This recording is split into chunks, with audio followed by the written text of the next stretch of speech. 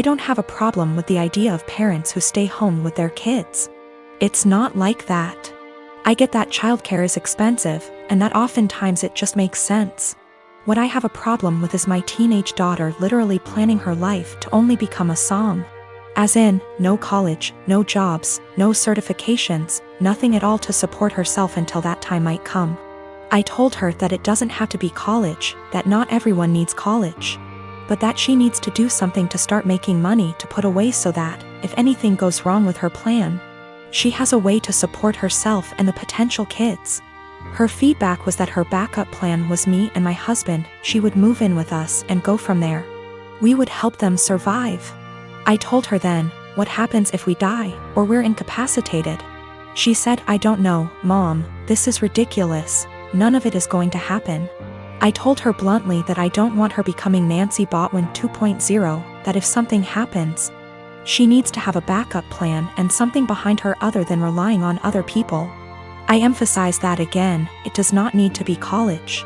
She can start working retail to learn customer service skills that she can carry on to doing call center work from home if need be. She can start working as a receptionist somewhere. She can do any number of things. But she says no, she's going to plan to be a som. With that all in mind, I asked her, when she graduates high school, what is she going to do? She said, just try to find a husband. Maybe marry someone in the military. I asked her again, in between that time, how is she going to pay her bills? Her rent? She said she assumed she would be living at home. I told her no, and that she would be moving out.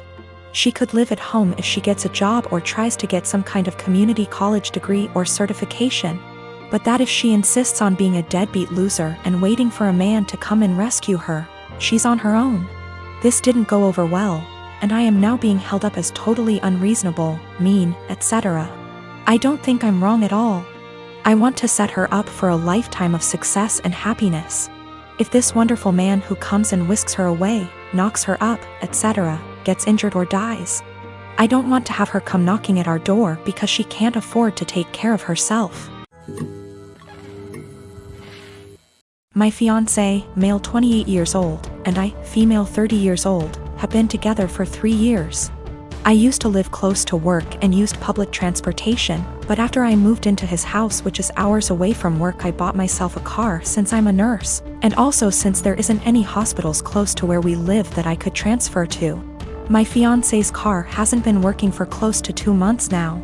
It requires so much money to get it fixed, and he refused my financial help when I offered it. Instead, he would ask to use my car every now and then, and I agreed as long as it's when I'm not working, and also, since he only uses it for trips to the supermarket, etc. On New Year's Eve, he told me he wanted to use my car to go hang out with his friends and celebrate, but I declined because I had to cover a night shift and needed my car to travel to work.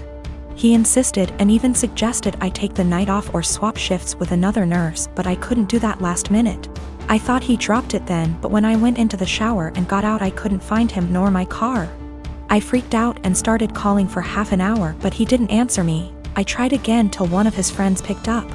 I demanded he give the phone to my fiancé, but he said they were out and confirmed that he took my car and told me that my fiancé said that it's better that I skip my shift and he'll be back with my car later. I couldn't take it. I felt so enraged. I had my fiancé on the phone telling him I did not consent for him to take my car to go hang out with friends, and said I'd call the police to get it back if he refused to come back with it.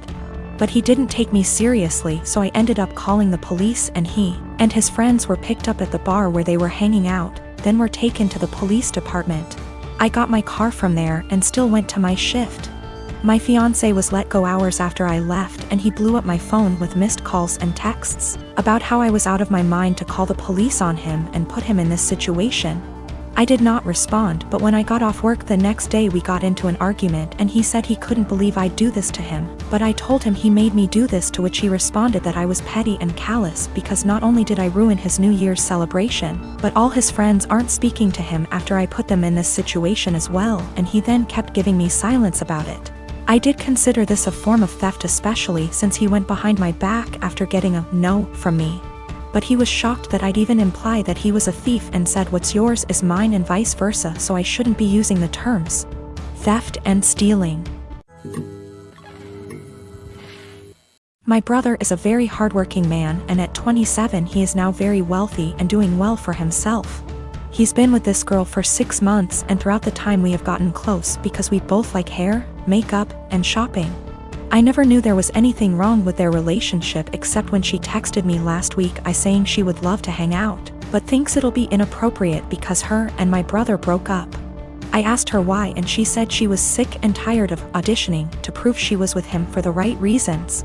She went on to say that my brother is paranoid she's after his money, so he would test her, like leaving out his bank statements on their bed and getting upset when she picked it up, going out to eat at high-end restaurants he requested and leaving his wallet on home at purpose to make her pay the bill and prove she's not going out with him for money, never buying her gifts and questioning her when she asks why he doesn't. I was shocked, so I had to hear my brother's perspective. We spoke and he told me everything she said was true and that there's nothing wrong with making sure his girlfriend is with him for the right reasons. He said he left his bank statements on the bed and was peeking through the door to see if she would be curious, and when he saw her pick up the papers he knew in his gut she was using him for his money. So he set up the restaurant idea to see if she would get upset at paying a $500 bill, which she was. I asked him if he thinks her being an elementary school teacher could have contributed to her being upset at a $500 bill at a restaurant he wanted to go to, and he said no. He said the straw that broke was when she asked him why he hasn't bought her a single gift since they've started dating, when she bought him a gaming console and new rims for his car, and he knew she was just discreetly asking him to buy her an expensive gift. He confronted her and said he thinks she's with him for his money, so she said let me do us both a favor and dumped him and blocked him. He's upset about the gold digging. And when I laughed, he called me an asshole. He said I would never understand what it's like being a rich man and being used, and I get that concern, but I told him if he thinks any woman will be okay with his tests and auditions, he's delusional as hell. If he doesn't want to be used for his money, he should start dating people as wealthy as him or leave lower income people alone, if he's not going to be genuine in his relationships unless they pass his test. Me and my daughter, Anya, are from India.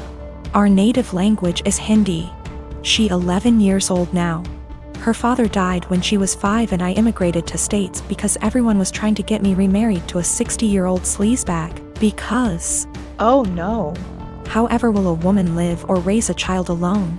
I started dating my now husband when Anya was 6. He had a 5-year-old son, Ben, 50% custody. Me, Anya, Ben, husband and Ben's mom get along really well. The kids were very well adjusted and they were genuinely happy when we got married. Whenever tensions arose, we dealt with them patiently. Let's just say after walking through the minefield of Indian family / drama, diffusing these toy bombs were very easy. Anya has a habit of talking in Hindi when she gets really excited. Sometimes, while talking to me, she starts talking in Hindi without even realizing it. This wasn't a problem. If she does that while others are around, I would remind her and she would revert back to English. Few months ago, Ben's mom passed away and he came to live with us full time. He has a room already and we put Ben into therapy immediately. A week ago, Ben walked in when me and Anya were cooking and we were talking in Hindi and he started crying. He told me he is feeling bad that he can't understand what we are saying. I hugged him and consoled him and assured him that we didn't do it to exclude him purposefully. And then Anya started crying and apologized. The whole thing was just heartbreaking.